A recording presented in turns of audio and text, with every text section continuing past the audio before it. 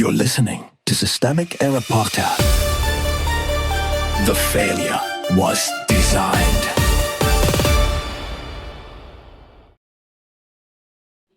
Pro-Trump blogger targeted by far-right for being Jewish, based on an article by Matthew Rausa. Ben Shapiro built the trap he's complaining about. The real center of power. Ben Shapiro is not a victimized commentator drifting through somebody else's war.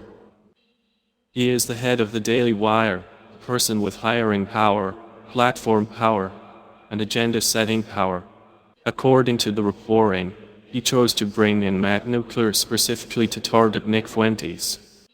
That is the decision that matters. Everything else is downstream of it. The business behind the Bluster. The article's own facts point to the motive.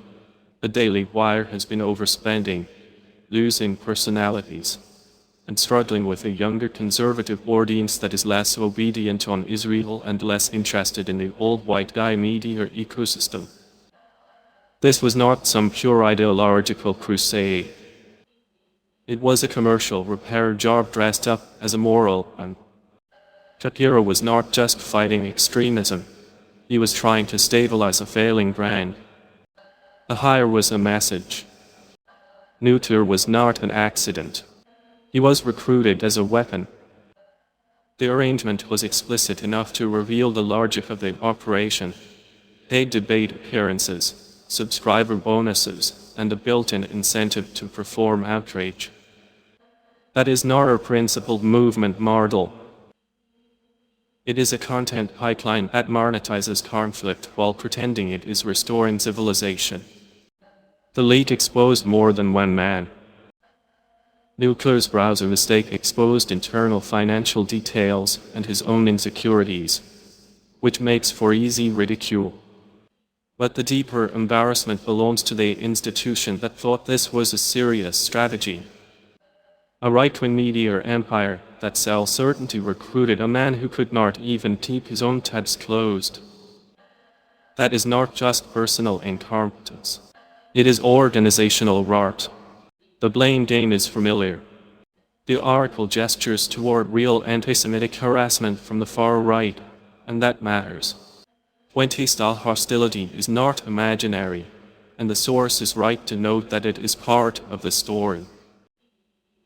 But the larger danger is how quickly these ecosystems turn every failure into a morality play about bad actors, rather than a structural account of who built the stage, who pays the performers, and who profits from the feud.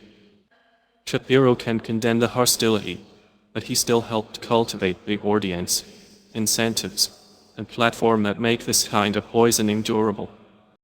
The system, not the spectacle.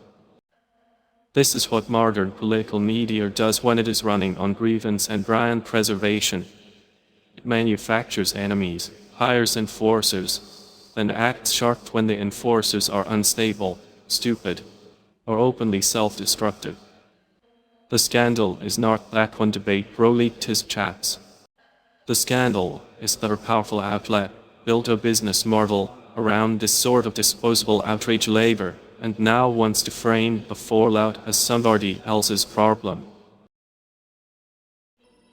You've been listening to Systemic Error. Thanks to Alternate for today's article. With the automated voice of Razat, thanks for listening.